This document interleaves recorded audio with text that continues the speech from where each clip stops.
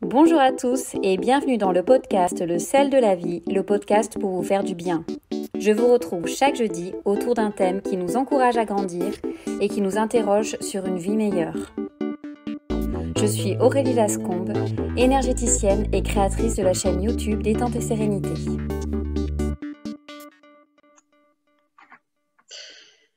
Bonjour à tous, je suis ravie de vous accueillir pour un nouveau podcast qui sera un petit peu exceptionnel parce qu'aujourd'hui j'ai le plaisir d'accueillir Alexandra. Alexandra est médium depuis l'âge de 19 ans et j'ai le plaisir aujourd'hui de l'interviewer pour qu'elle nous parle un petit peu de son chemin de vie et de son expérience de médium. Bonjour Alexandra. Bonjour. Alexandra, est-ce que tu peux te présenter en quelques mots? Alors, je m'appelle Alexandra, j'ai 44 ans, je suis mariée, j'ai 2 enfants, un chien et une maison. D'accord. Alexandra, qu'est-ce qui s'est passé à tes 19 ans? À l'âge de 19 ans, j'ai perdu mon père. Alors, j'ai perdu plus qu'un père, j'ai perdu une image, j'ai perdu des repères. Et je me suis retrouvée dans une grande tristesse, en fait. Voilà, je n'avais plus de repères. Et ce manque-là a été, m'a foudroyée. On peut dire ça comme ça. Je faisais des études pour être avocate, donc j'ai arrêté mes études. Et il m'avait dit avant de partir, tu seras incapable d'être infirmière, puisque comme il était malade, les infirmières venaient à la maison. Et en guise de challenge, j'ai passé le concours infirmier que j'ai réussi du premier coup. Et j'étais partie pour entamer mes études d'infirmière. Donc un nouveau challenge. Et pour autant, j'avais vraiment envie de lui parler. Tu vois, le manque physique. Je crois que c'est la pire des choses quand tu perds quelqu'un que tu aimes, c'est de ne plus pouvoir le toucher. Et tu te dis, il y a plein de questions que je ne lui ai pas posées en fait. J'ai 19 ans, je suis en pleine construction et j'ai oublié de lui demander plein de choses. Voilà. Donc, je me suis un peu renfermée sur moi-même et j'ai pris un papier, j'ai pris un stylo et je l'ai appelé. Alors, je l'ai appelé pas par téléphone, je l'ai appelé très très fort. En fait, aujourd'hui, je sais que je canalisais en fait. D'accord. Et j'ai commencé à parler avec lui.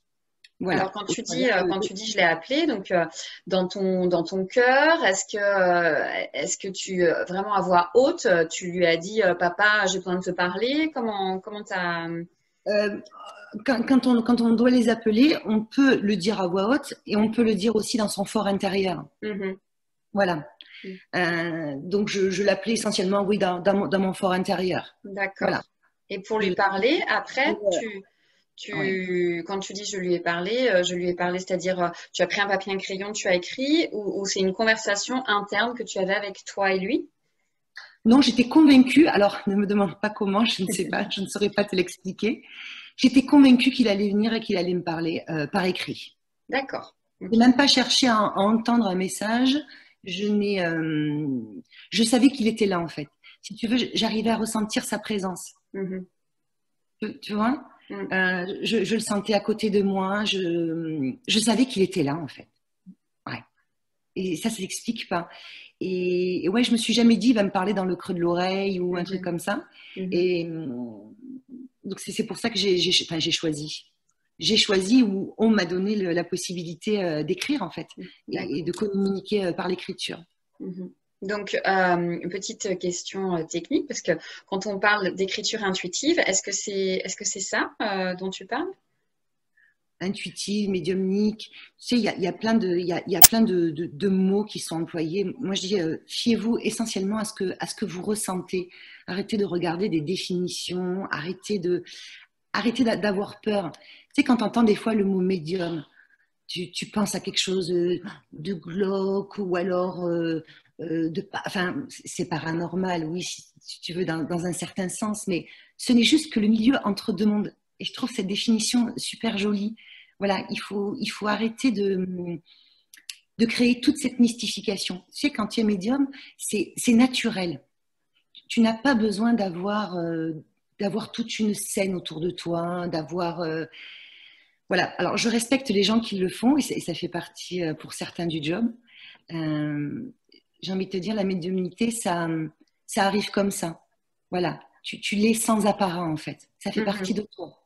D'accord. Donc, du coup, tu écris et quand tu écris, tu sais que ce n'est pas tes propres mots, mais ce sont les mots de ton papa à ce moment-là.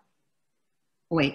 Je reconnais l'intonation, j'ai le petit surnom et du coup, je suis quand même une cartésienne, tu vois. J'ai fait des études, 1 plus 1, ça a toujours fait 2, voilà, ça fera jamais 6 de toute façon. Et, et je lui dis, parce qu'en fait, je sais tout de lui, si tu veux, pour bien vérifier que c'est lui. Et je lui dis, ben, si tu es si fort, puis si c'est vraiment toi, alors prouve-le-moi et dis-moi aussi quelque chose qui va m'arriver. Et voilà. Alors, il faut savoir que les défunts ne savent pas tout de l'avenir. L'avenir, en fait, ce sont les guides qui te le donnent. Ça, ce sont 2 choses quand même complètement différentes. Et donc, j'ai eu des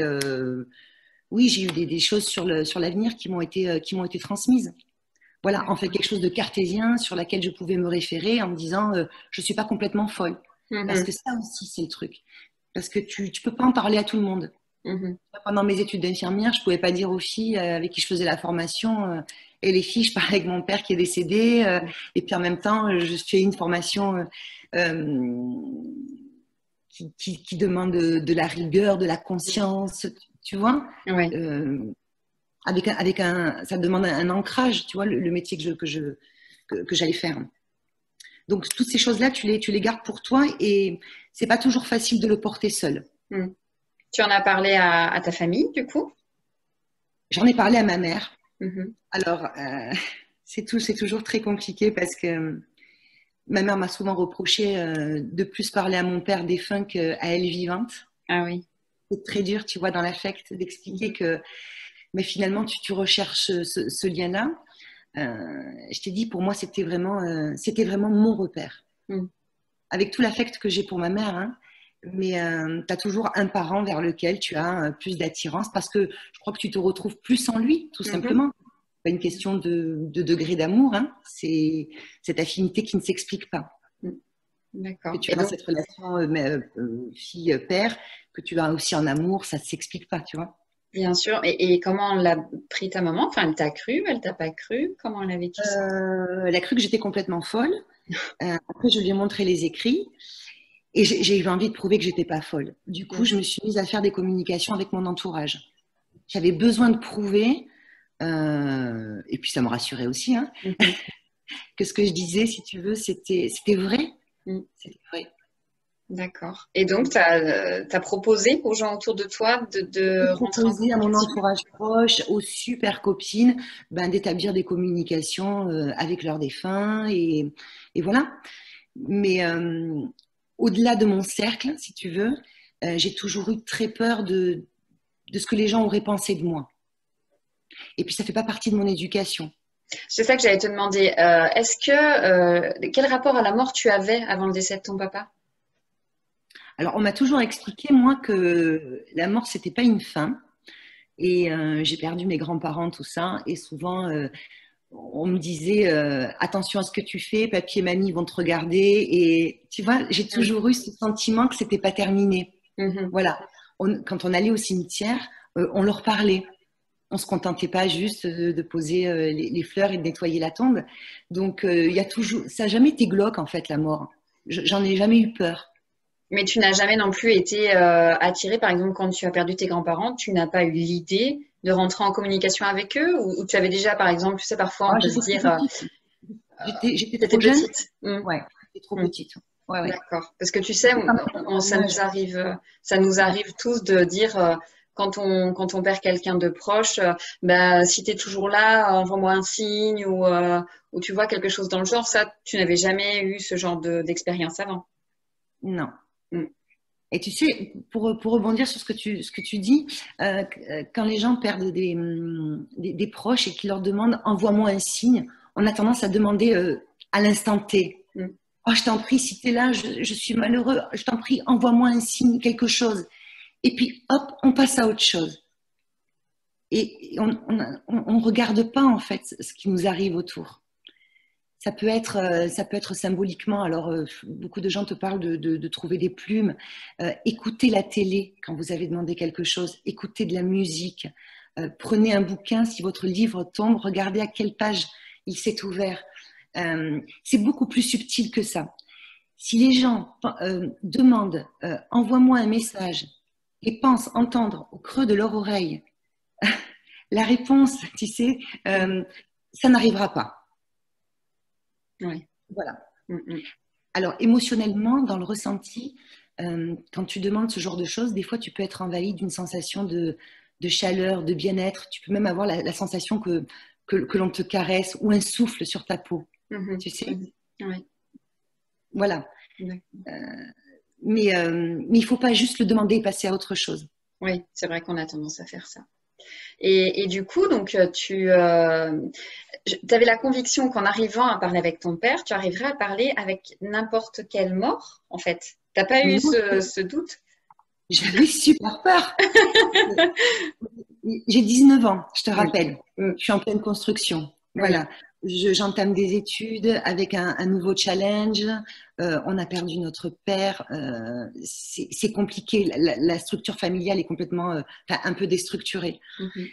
Donc c'est facile de parler avec papa puisqu'il y a ce côté affect. Et quelquefois, il y a des entités, si tu veux, joueuses. C'est pour ça que je ne le conseille pas non plus à tout le monde, parce que je me suis fait des frousses. Oui, c'est vrai. Après, j'ai pas eu de retombées comme certains peuvent dire. Tu sais, quand tu communiques avec de mauvaises entités, elles peuvent t'apporter le mal sur toi. Tu entends tout et n'importe quoi. J'ai même entendu dire que faire de l'écriture automatique donnait le cancer. Ah oui, quand même. Ah oui, tu entends des trucs. Mais tu n'as pas peur d'avoir le cancer? Il n'y a aucun rapport. Hein. Tu vois, c'est justement tout ce qu'on crée autour. Oui. Et je suis contente que tu m'interviewes aujourd'hui pour dire qu'il faut arrêter de créer toute cette mystification autour. C'est beaucoup plus simple qu'il n'y paraît, que ce que certains voudraient laisser paraître. Il n'y a pas tous ces apparats qu'on peut voir parfois, en effet, faire ça dans la pénombre, la boule de cristal, la tenue particulière, les bougies, l'encens. Est-ce que tu as des rituels comme ça? Alors, pour certains, si tu veux, c'est important parce qu'elles se mettent peut-être vraiment en connexion dans une tenue particulière avec des bougies. Après, c'est tout à fait respectable. Hein. Chacun a son mode de fonctionnement. C'est pas le cas pour moi. D'accord. Voilà. Moi, je peux être avec une tasse de café et le faire quand même. En revanche, je suis bien centrée sur ce que je fais. Oui, donc c'est un état d'esprit. En fait, tu te mets en mode ouverture d'esprit, c'est ça? C'est comme si tu ouvrais un canal. Imagine-toi comme si tu avais un faisceau au-dessus de la tête. Alors, c'est vraiment une image que je prends vraiment pour schématiser. Et tu te sens vraiment connecté, en fait. D'accord. Ouais. Alors aujourd'hui, je peux en parler comme ça parce que ça fait longtemps et c'est des sensations que je vibre depuis de nombreuses années. En fait, c'est juste vraiment un centrage avec soi-même. Oui. Il faut aussi faire le vide dans sa tête pour établir une bonne connexion. Est-ce que parfois ça peut ne pas marcher? Bien sûr. D'accord. Bien sûr. Régulièrement. Souvent, tu sais, quand je dois prendre des rendez-vous, je demande aux gens de m'envoyer une photo de leur défunt et leur prénom.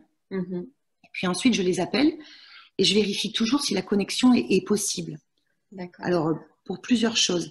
Des fois, quand le décès est trop proche, ils n'ont pas passé les strates d'évolution nécessaires. Si tu veux, j'arrive pas bien à rentrer en contact avec eux. Alors, si c'est pour juste leur sortir 2 phrases, je préfère leur dire non et rappelez-moi dans 4, voire 6 mois.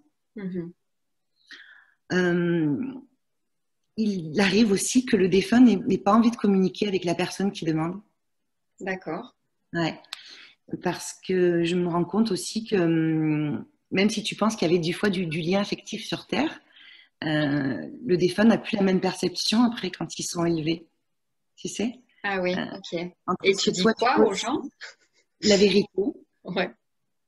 Alors, elle n'est pas toujours bonne à entendre. En tout cas, c'est la vérité. Et j'ai décidé d'être raccord avec ce que je suis, Mhm. de ne pas leur mentir, de ne pas produire un écrit en me moquant d'eux, Mhm. parce que, parce que ça ne me correspond pas. Je Mhm. pourrais, hein. Je pourrais, hein. Non, Mhm. non. Alors, des fois, c'est mal perçu. Oui, oui, oui. Mais après, il n'y a pas plus d'explications que ça. Je ne ferme pas la porte. Je dis juste, rappelez-moi dans quelques mois et j'essaierai de rétablir la communication.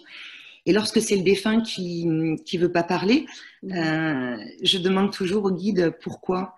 Et, et quelquefois, c'est juste de la curiosité, tu sais, pour savoir des fois le devenir de Pierre, Paul, Jacques, de l'entourage, et pas Mhm. forcément pour aller chercher des réponses à leurs propres questions. Ouais, Il d'accord. y a toujours du sens, tu sais, un Oui. refus, c'est jamais anodin, quoi. Alors, est-ce que tu peux là nous expliquer la différence entre donc guide et défunt? Pourquoi on contacte des guides et pourquoi on contacte les défunts? À quel moment? Alors, tu vas appeler un défunt. euh, il y a énormément de raisons. Soit parce qu'il te manque, et c'est souvent le cas. Je ne devrais pas dire soit parce qu'il te manque. C'est parce qu'il te manque que tu Mhm. l'appelles. Mhm. Parce que ce n'est pas une communication qui est une obligation. Ça vient vraiment d'une démarche très personnelle. Mhm. Parce que tu n'as pas eu le temps de lui dire au revoir. Parce qu'il y a beaucoup de gens qui sont partis soit d'un problème cardiovasculaire, soit dans un accident, et le lien a été coupé, tu sais, d'un coup. Et le défunt n'a pas eu le temps de tout leur dire, et eux n'ont pas eu le temps de tout leur témoigner. Alors, si je peux passer un petit message, dites-vous je t'aime, prouvez-vous que vous vous aimez tant que vous êtes là. N'attendez pas la maladie, n'attendez pas qu'il se passe quelque chose de dramatique. Mhm. Voilà, ça c'est vraiment comment dire, une guidance de vie. Mhm. Tu sais, sur mon frigo, il y a marqué pensez à se dire je t'aime une fois par jour. Ouais. Parce que qu'est-ce que c'est important et qu'est-ce qu'on recherche une fois qu'ils sont partis? Leur dire qu'on les a aimés, échanger, tu vois. Mhm. Et c'est dommage que ça n'ait pas été fait avant. Ouais, ouais, ouais. Mhm. D'accord. Et donc voilà, on a 50 raisons de communiquer avec un défunt. Petite parenthèse, est-ce que dans une séance, on peut communiquer avec plusieurs défunts ou il y en a un seul ou Oui, tu... Ouais, ça arrive. Ouais, oui. d'accord. Et c'est eux, c'est les défunts qui choisissent ou c'est les personnes qui te disent, par exemple, ah ben moi, je voudrais correspondre avec mon grand-père et ma grand-mère. Alors, les deux en même temps, Ouais, c'est très compliqué. Parce que tu sais, d'accord. je fais la communication, je leur retranscris par ordinateur, Mhm.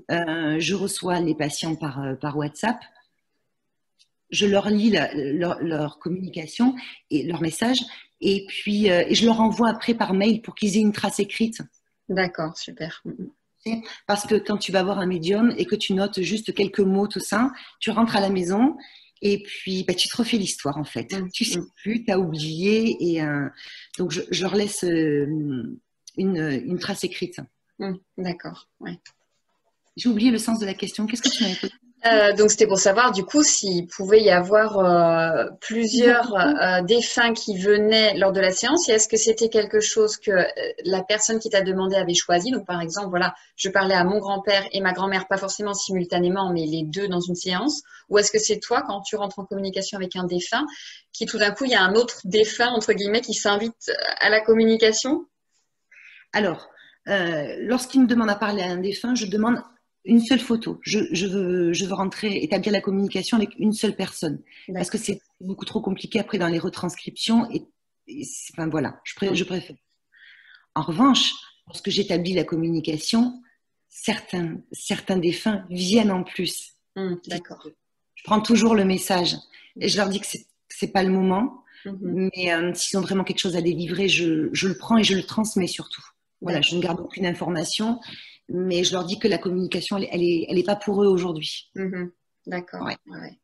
Mais Et après, tu donc, te dois de transmettre ce qu'on t'a donné. Hein. oui, oui, oui, j'imagine, oui, oui.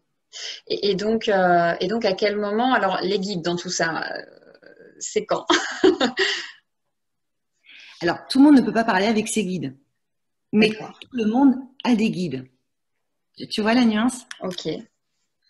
Moi, j'ai la chance de pouvoir leur parler. Euh,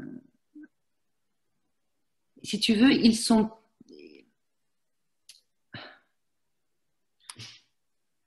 les guides vont te parler plus de l'avenir. Ils vont avoir beaucoup plus de précision, tu vois, sur les questions et tout ça. Mhm. Alors que les défunts, ils savent, mais ils ne savent qu'une petite partie.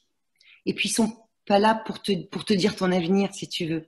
C'est juste, des fois, dévoiler des secrets de famille. C'est ça, voilà, j'allais te demander, ouais, il y a des secrets de famille qui peuvent se lever à travers les communications. Exactement. Mhm. Mhm. Exactement. Ou racheter leur mémoire.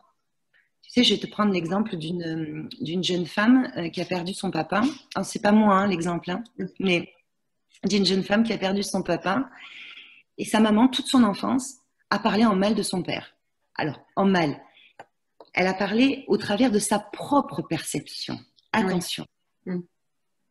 Et elle m'a demandé une communication, maintenant elle est adulte, et son papa lui a dit, mais ça, c'est sa version à elle.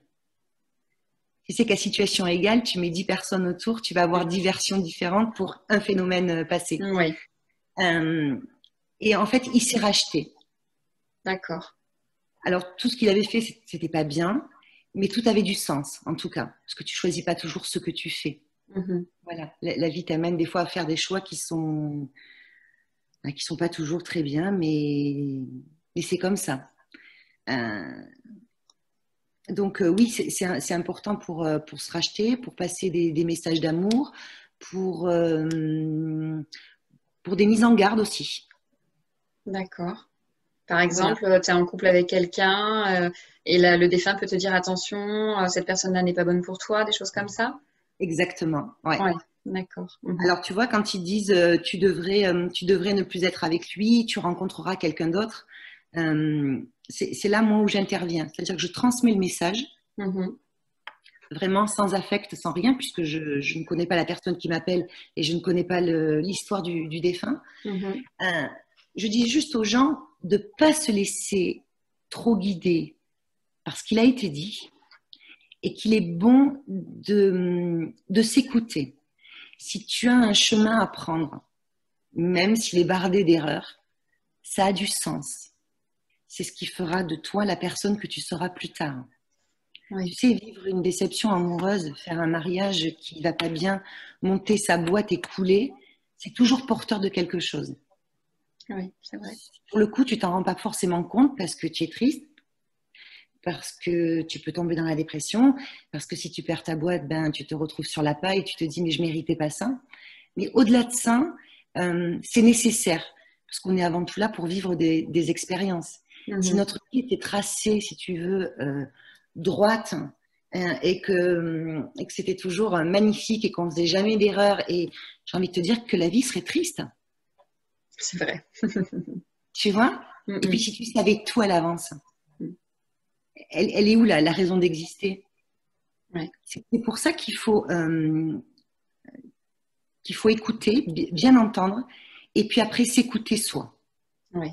Personne n'a le droit de te dire, et c'est là où la médiumnité doit être vraiment prise quelquefois avec des pincettes, si ce n'est pour te prévenir d'un danger, hein, on est bien d'accord. Hein. Oui. Mais tu dois toujours garder ta conscience et ton esprit éclairé.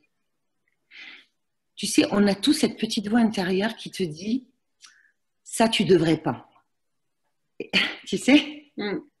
là où je te dis qu'on a tous des guides, on a tous ce petit ressenti. Et pourtant, des fois, tu y vas. Et Oui. tu dis, punaise, je le savais, il fallait pas que j'y aille. Mm, mm. C'est l'intuition, c'est ce qu'on appelle l'intuition. Voilà, voilà de l'intuition, ta voix intérieure. Après, chacun Mm. y met le mot qu'il veut. Le tout, c'est de lui donner du sens, si tu veux. Mhm.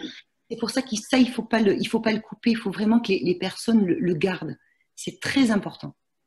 Donc, il y aurait vraiment ces deux aspects. Donc, on rentre en communication avec les défunts pour transmettre de l'amour, pour lever un secret de famille, pour dire ce qu'on n'a pas eu le temps de dire. Et par Oui. contre, alors, ça serait deux consultations complètement différentes. Et tu fais ces deux genres de consultations. On rentre en Je le fais en communication avec même ces temps. guides. Ah, C'est-à-dire, ok. je l'ai fait en même temps parce que lorsque je leur ai lu le message qui leur est destiné, je leur demande toujours s'ils ont des questions. D'accord. Parce que tu sais, je retranscris juste une communication, mais je ne les connais pas. Oui. Je ne sais pas ce qu'ils ont besoin de savoir en plus. Et c'est pour ça que je leur laisse l'opportunité de poser des questions supplémentaires. Et forcément, ils me posent des questions sur l'avenir. Oui. Forcément. Est-ce que je Mhm. vais rester là? J'ai monté ma boîte, tu sais, t'es pas là, t'es pas auprès de moi, mais est-ce que ça va marcher? Mhm. Voilà. Donc, je donne les informations qui me sont transmises. Alors, elles arrivent quelquefois du défunt, mais Oui. aussi de la part de mes guides. Alors, c'est tes guides ou c'est les guides des personnes avec qui tu rentres en communication? Non, c'est les miens. D'accord, ok. Ouais. Hmm. Mais C'est après, si tu veux, je reste très. C'est pas mon credo, moi, de faire de la d'accord. médiumnité d'avenir.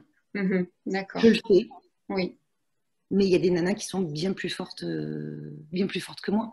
d'accord. Toi, tu préfères t'axer sur la communication vraiment avec le défunt.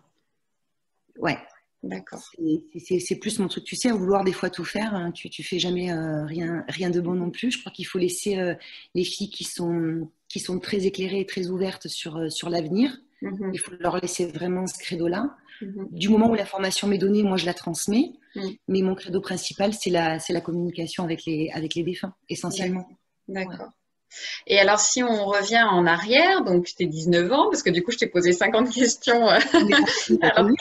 que on revient en arrière, tu as 19 ans, tu communiques avec ton papa, t'en parles à ta maman, tu décides de tester la communication avec d'autres défunts à travers des amis, etc. Comment ça se met en place alors? Je fais ça dans un petit cercle d'amis, Mhm. mais je l'étouffe un petit peu. Parce que du coup, je fais mes 3 années d'infirmière et je suis en poste et là, je suis dans l'ancrage complet. Oui. C'est-à-dire que j'ai bien les pieds sur terre et, euh, et au final, je fais un boulot qui me correspond. Enfin, je travaille en cancérologie, je fais les accompagnements de fin de vie, tout a du sens, tu sais. Mhm. Euh, j'ai pas un chemin qui est anodin. Je, je me surprends même à dire certaines fois, quand je suis en service, il m'a encore attendu pour décéder. Quand tu as un décès dans un service, c'est toujours branle-bas de combat parce que tu as les patients qui sont bien là, qui ont Mhm. besoin de soins.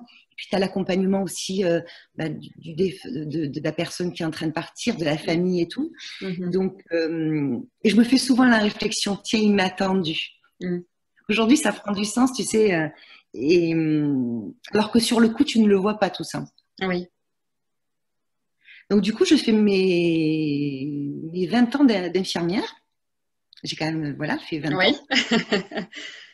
Est-ce que pendant ton travail d'infirmière, il y a tu reçois des messages, par exemple les personnes qui viennent de décéder, que tu accompagnes J'ai jusqu'à des la fin? ressentis, ouais. Oui. Mm. J'ai beaucoup de ressentis, mais comment, avec mon étiquette d'infirmière, je peux Mm. transmettre un message? C'est ça. Mm. Je vais être jugée et, enfin, ça corrèle pas du tout avec l'image que j'ai, si tu veux. Oui. Les gens voient Alexandra, infirmière, qui suit la prescription, qui est à côté d'eux, qui a ce côté empathique, qui est vraiment dans le soin, si tu veux. Mhm. Mhm. Je ne vois pas leur dire des trucs parce que je me dis ça va pas avoir de sens. Ils vont me croire que je suis complètement perchée. Donc tu ne mélanges pas finalement les deux en fait. Ouais. Non, je ne me l'autorise pas. D'accord. Et alors en parallèle de ton métier d'infirmière, est-ce que tu continues à pratiquer la médiumnité pour les autres ou vraiment pas du tout? Ouais, je le fais dans mon petit cercle. On me le demande pas tous les jours. Par Mhm. contre, moi, je le pratique régulièrement. Donc Non, avec ton papa. avec mon papa, du coup, avec mes guides aussi. Oui. Je fais des, des communications, alors pas quotidiennes, mais pas loin. Donc ça fait partie de ta vie, Pas vraiment. loin. Oui, ouais, Mm. c'est moi. Et puis, tu sais, c'est rassurant. Alors, tu vas avoir des gens qui vont te dire, mais il faut pas les appeler tout le temps, il faut pas. Alors oui, il faut pas les appeler tout le temps. Mais j'étais une telle détresse et un tel manque affectif que ça, je n'ai pas réalisé que tu les déranges, qu'ils ont aussi des choses à faire de l'autre côté, voilà, qu'ils ont besoin de s'élever. Le manque était tel, si tu veux, que j'outrepassais tout ça. J'avais même pas envie d'entendre. Et puis je partais du principe que s'il n'avait pas envie de me parler, bah, ma foi, il n'avait qu'à pas venir. Et oui, oui, oui. De manière tellement, tellement simple et tellement évidente. Donc je communique alors... avec les membres de ma famille, puisque j'ai eu pas mal de décès aussi dans ma famille. Donc quand le décès est proche, il faut bien se dire que tu peux pas établir de communication à une semaine. Voilà. D'accord. Il faut vraiment leur laisser le temps de s'élever. D'accord. Et alors, qu'est-ce qui va faire la bascule? À quel moment tu vas arrêter ton métier d'infirmière pour te consacrer à la médiumnité? Alors, je sens que mon métier d'infirmière, j'en ai fait le tour, sans prétention aucune, puisque les techniques évoluent et que tu dois toujours te mettre à jour des nouvelles techniques. Et pour autant, il y a un truc qui me dit, parce que je fais du libéral, tu sais, et je suis devant une glace un jour, et je me regarde et je me dis, mais qu'est-ce que tu fais là? Tu sais, de ne pas être raccord avec la situation. Tu sais, c'est comme si tu te regardais, en fait. Et tu te dis, mais qu'est-ce que je fais dans ce boulot? Les gens, je les aimais toujours. Le soin, j'adore. De toute façon, tu passes pas 20 ans à faire un boulot, voilà, qui ne te convient pas. Et du coup, j'ai demandé tout haut, tout fort à ce qu'on me guide, si tu veux, sur ma vraie voie. Parce que je me sentais plus raccord avec ce que je faisais. J'ai demandé, j'ai pas eu la réponse juste après. On a bien compris. Oui, non, ça vient pas comme ça. Et puis, il y a une semaine très particulière dans ma vie où j'ai soigné des gens qui m'ont parlé du Reiki. Tu sais, c'est les soins énergétiques. Alors, la première personne, c'était un homme qui avait perdu l'audition d'une oreille, à qui je faisais une cure d'antibiotiques, et qui me dit oh, moi, je fais du Reiki parce que ça me fait vachement de bien, tu sais, c'est très porteur, c'est à base d'énergie. Donc, je l'écoute si tu veux, mais sans y prêter plus d'attention. Je me dis que, ma foi, si ça lui fait du bien, ben, tant mieux. Quelques jours plus tard, je vois une dame avec un cancer du sein. Qui me dit, tu sais, dans l'association Étincelle, il y a une dame qui propose des soins de Reiki. Elle me dit, tu sais, ça me fait énormément de bien en termes de douleur, en termes de... Et là, je m'arrête un peu et je me dis, attends, du quoi? Du Reiki? C'est de l'énergie, ça s'apparente en fait au magnétisme. Voilà, et elle me désacralise le truc en parlant de ça. Et la fin de semaine, une troisième dame en dépression, suivie aussi par la même technique. Alors là, je me dis, parce que ça, j'y crois quand même, tu sais. 3 fois de suite, des personnes complètement différentes, de milieux différents, avec des pathologies différentes, qui t'interpellent sur un même truc. Je rentre à la maison, j'ouvre l'ordi et je commence à potasser. Je me dis, c'est pas possible. J'ai quelque chose à comprendre. Et là, tu vois, je m'écoute en fait. Je ne demande pas. Je ne demande pas de guidance. Je me dis juste... moi, c'est moi qui m'écoute et si j'ai quelque chose à faire là-dedans, c'est moi toute seule. Ouais. Tu vois. Et donc du coup, je trouve une école. Je trouve ça très raccord avec moi-même parce qu'il n'y a pas de notion de religion. Il n'y a pas de, ça touche. Tu peux aider tout le monde, les animaux, les hommes. Tu vois. Tu peux même faire sur des plantes. Je me dis, ça ouvre le champ des possibles. C'est juste ce que je suis, tu vois, pas dans un truc limité.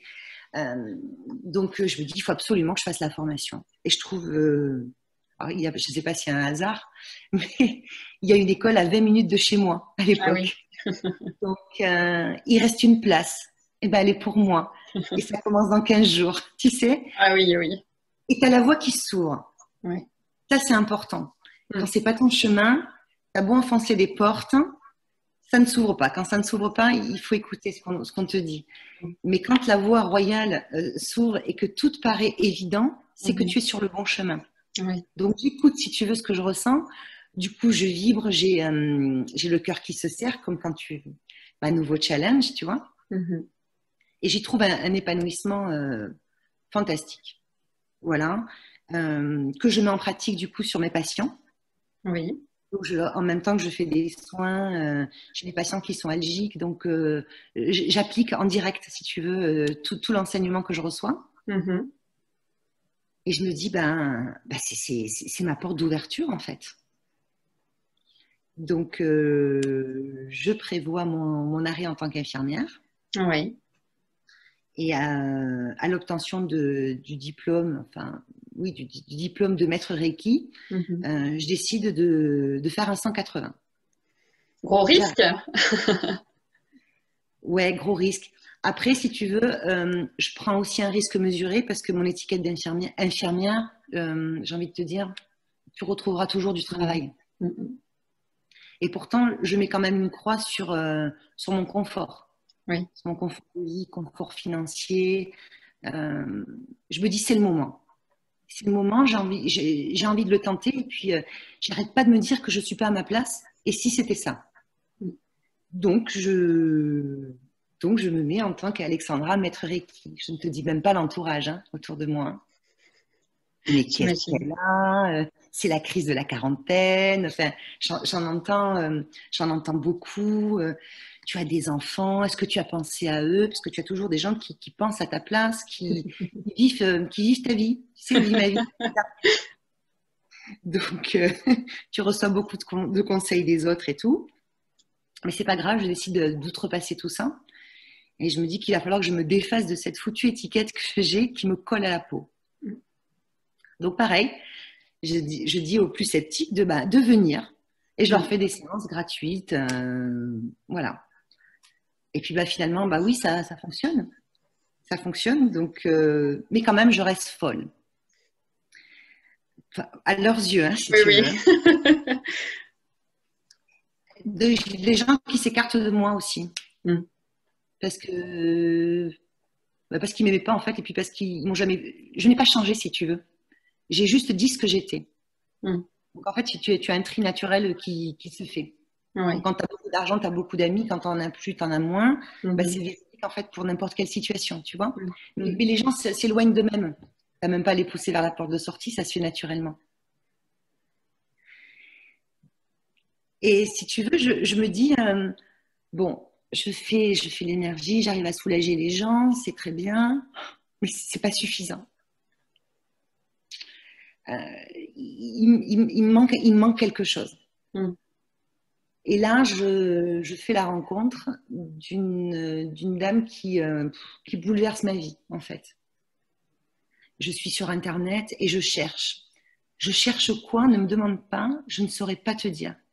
Donc, j'épluche Insta, j'épluche Facebook, je tape écriture médiumnique, j'essaie de trouver des liens. Et un jour, je tombe sur Claudine Rabault.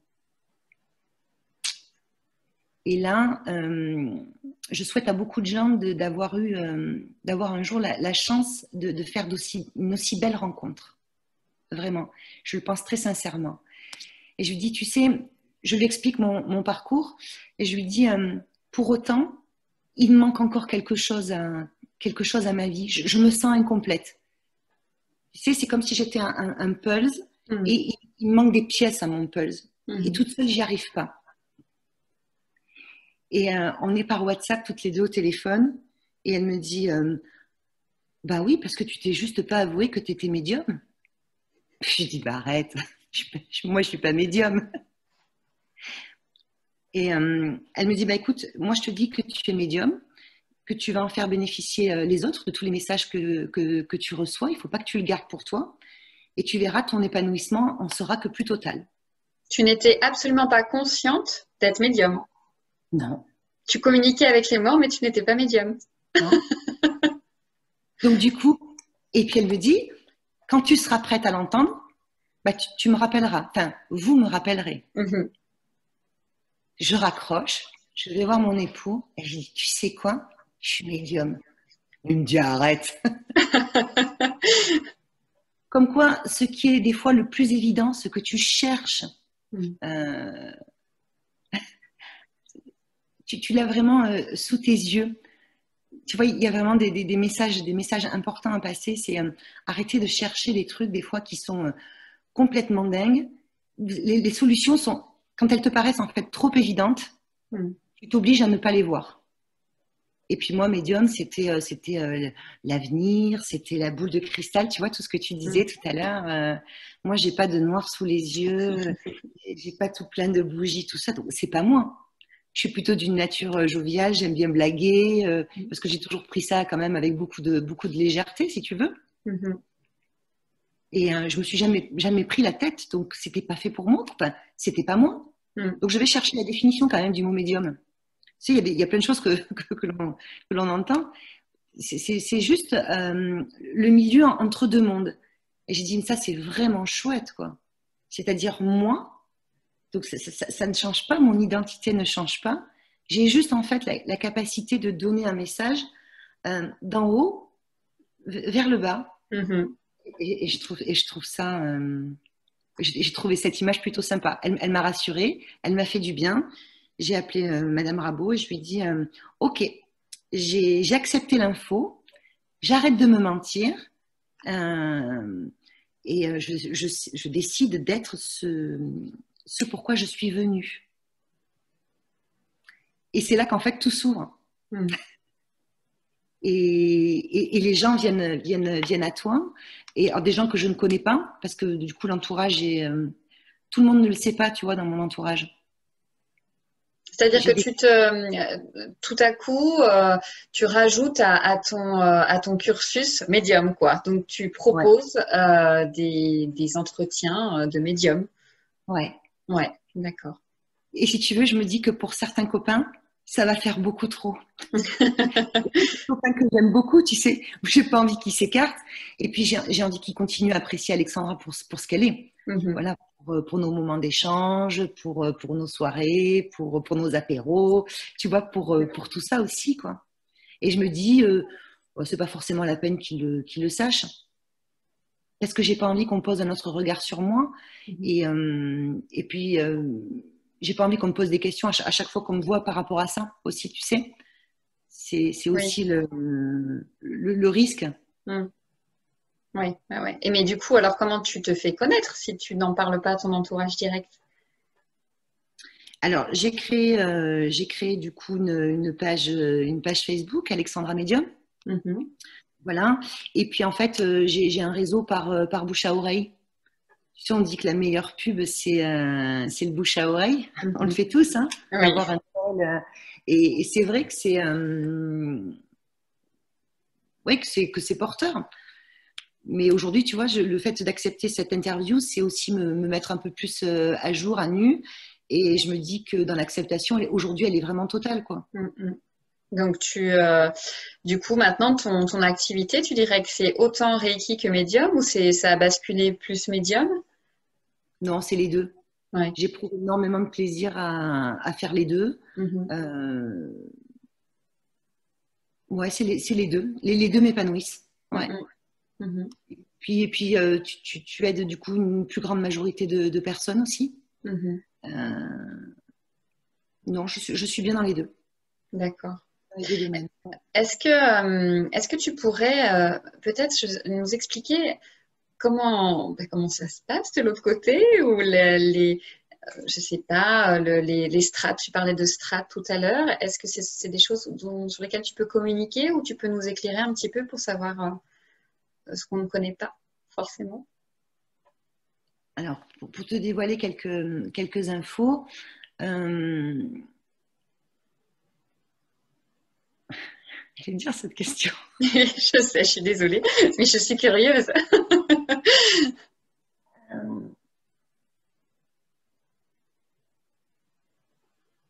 Dans les communications que j'établis avec certains défunts, selon leur souffrance vécue sur Terre, ils mettent plus de temps à s'élever. Donc, comme si l'âme avait besoin de repos. Imagine l'âme sur un nuage vraiment qui se repose, comme si elle devait se défaire de toutes les souffrances physiques. Tu vois, pour atteindre une certaine plénitude et élévation. Souvent dans les communications aussi, les gens disent « Est-ce que tu souffres encore ?» Quand on perd quelqu'un, souvent dans la souffrance, c'est cette dernière image en fait qui te reste. Ils disent que non, la souffrance n'est que sur Terre. Tu vois, il faut vraiment s'imaginer que sur Terre, on ne voit que le corps physique. Mais nous sommes une âme dans un corps, en fait. Tu vois. Qu'est-ce que je peux dire de plus? Qu'ils ont une perception différente des choses. Nous avons une perception, nous, très matérielle. Quand bien même tu es éveillé, tu es spirituel, on est quand même dans l'ancrage, dans la société de consommation, dans l'argent, dans tout ça. Quand ils ont des questions à ce sujet-là, ils disent mais c'est futile. Ils n'ont vraiment pas la même vision que nous. Hein. Ouais. Comme si on s'attachait à trop de détails en fait. Ils trouvent qu'on passe beaucoup à côté de notre vie, j'ai envie de te dire notre vraie vie. On est là pour quoi? T'es pas juste là pour gagner de l'argent, pour payer ton loyer, pour habiller tes gamins et partir en vacances. Si c'est réducteur à ce point-là, c'est pas ça. Il y a des expériences à faire, il y a de l'aide à apporter. C'est pour ça que quand tu n'es pas sur ton chemin de vie, quand tu te dis mais je n'ai que des catastrophes, parce que tu ne comprends pas ce pourquoi tu es venu. Il faut vraiment donner un sens à notre vie. Et du coup, tu t'ouvres. Tu vois, il y a beaucoup de messages comme ça d'ouverture. Les gens demandent de plus en plus quel est mon chemin de vie. Oui, c'est ce que j'allais dire. Tu peux du coup les aider et répondre à ça? Les aiguiller, oui.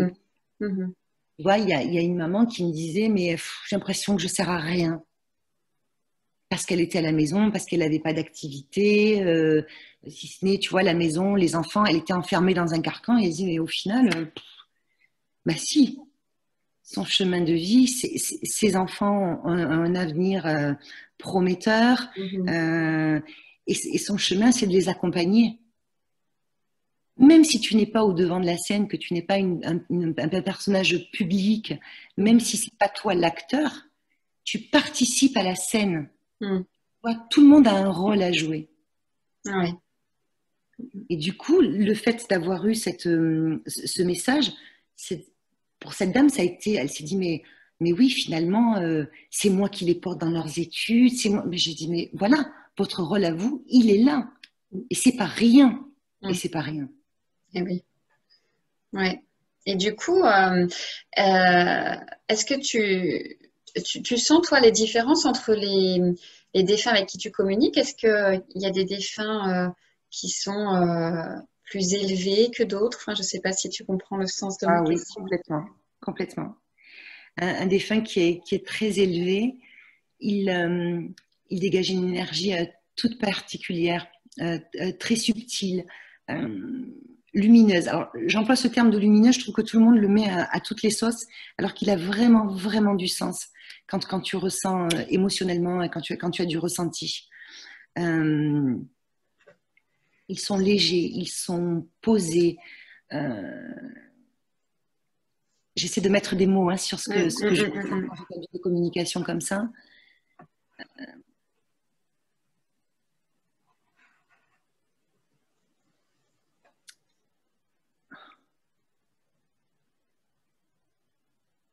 Il t'entoure d'une énergie qui est à la fois réconfortante, lumineuse.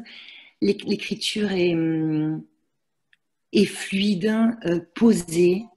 Voilà. Et c'est surtout posé.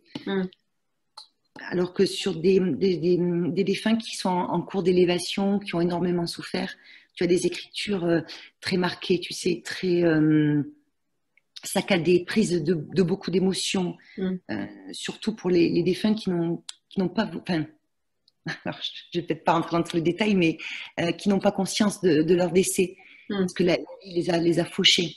Tu vois? Ouais. Donc, il y a vraiment des communications différentes avec leur élévation. Ouais. Et du coup, tu peux, par exemple, savoir si c'était leur... Alors, quand on croit à ce genre de choses, mais bon, là, pour le coup, je pense que tous ceux qui écoutent ça le croient, que c'était leur dernière réincarnation ou pas. Est-ce que ça, tu as connaissance de ça? Alors, c'est des questions que j'ai eu posées. Mm. Alors, il y en a qui me disent, moi, je ne veux surtout pas revenir, D'accord. mais tu sais que normalement, normalement, je ne sais pas si c'est vraiment le bon terme, on a choisi de venir, tu sais, pour une mission bien particulière. Alors, des fois, quand tu vois dans quel panat tu es, tu te dis, mais c'est pas possible que j'ai signé un contrat pareil. Qu'est-ce qui va plus toujours là? Et pour autant, si tu veux, c'est comme des successions d'expériences. Il faut voir la réincarnation comme des successions d'expériences qui font que ton âme s'élève. Pourquoi tu as des gens, des fois, tu te dis, mais tout leur paraît tellement évident. Comme si, tu sais, comme s'ils étaient déjà venus. Comme s'ils connaissaient déjà les rouages de la vie. Tu vois, parce qu'ils font moins d'erreurs. Ils n'en sont pas conscients de tout ça. Ils le portent en eux. Et puis, tu as les jeunes esprits qui font bêtises sur bêtises, mais qui sont en cours d'apprentissage, en fait. Ouais.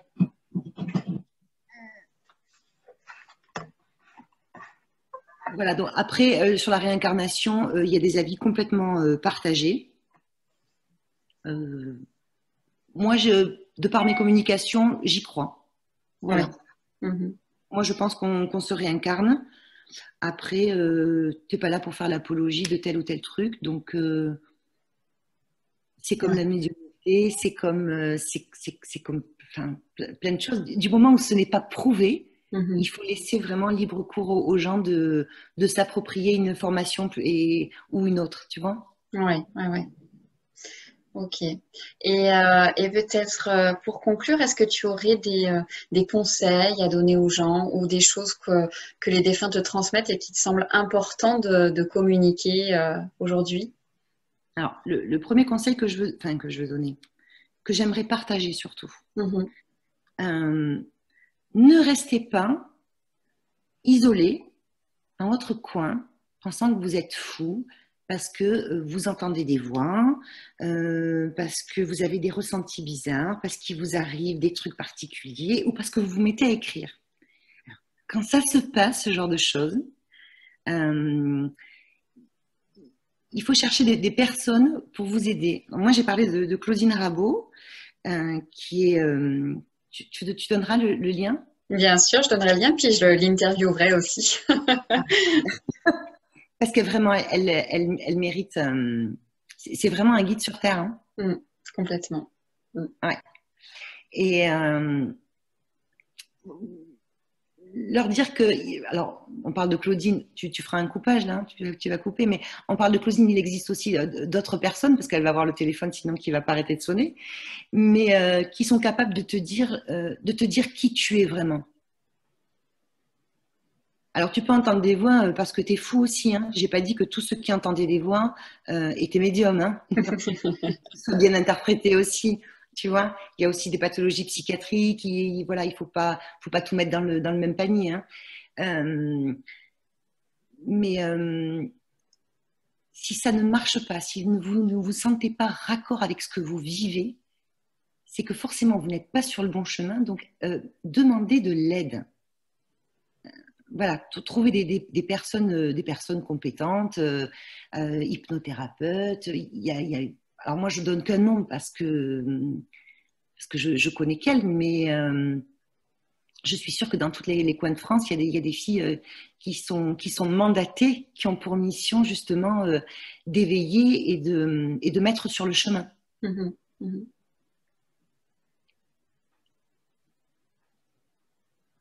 Et vraiment s'écouter et demander. Alors, on va dire demander à l'univers, ça aussi c'est très tendance, tu sais, de dire demander à l'univers. Donc ça, du coup, ça met pas de religion non plus et c'est plutôt pas mal.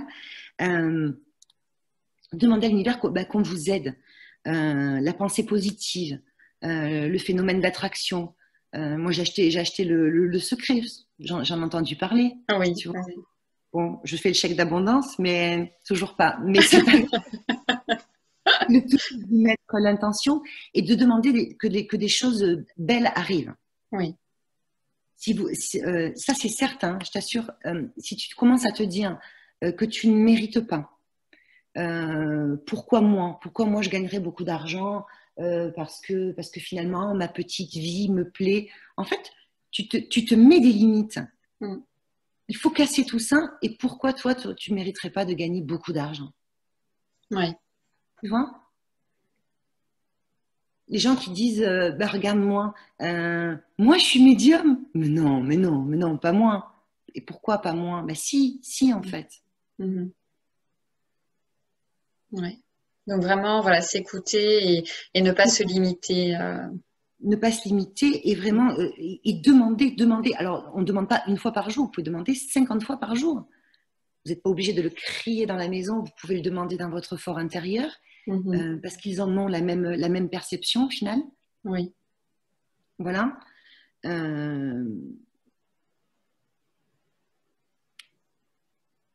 ne sais pas si j'ai vraiment dit si j'ai vraiment mis toute l'intensité, parce que tu sais, ça peut être très frustrant de rester dans un truc non accompli. Oui. Je veux vraiment faire passer le message de ne pas rester seule. Sur mon truc de Reiki, j'ai marqué la seule personne qui vous accompagne tout au long de votre vie, c'est vous-même. Alors prenez soin de vous. Et c'est bon pour tous les trucs dans la vie, tu vois. Oui. Quand tu penses que tu ne vis pas la vie que tu devrais vivre, alors il faut s'écouter et ne pas se limiter. Oui. Je crois que c'est la bonne phrase. D'accord. Donc on va conclure là-dessus alors. Très bien, super. Dur, hein. Merci beaucoup Alexandra et je mettrai évidemment tous les liens, etc. Vers donc tes 2 pages Facebook. Il me semble qu'on peut communiquer avec toi uniquement par mail, c'est ça? Oui, c'est ça. Sur alexandra-medium-défunt@gmail.com. Ok, super. De toute façon, je remettrai tout en lien voilà, à la fin de ce podcast. Alors, merci beaucoup Alexandra pour toutes ces réponses à toutes mes questions. Et puis, j'étais ravie de faire cet entretien avec toi. Merci beaucoup. Si vous aimez ce podcast, favorisez sa diffusion en lui donnant 5 étoiles sur Apple Podcast ou sur votre plateforme de podcast préférée. Et surtout, abonnez-vous pour suivre tous les épisodes gratuitement. Merci et à la semaine prochaine.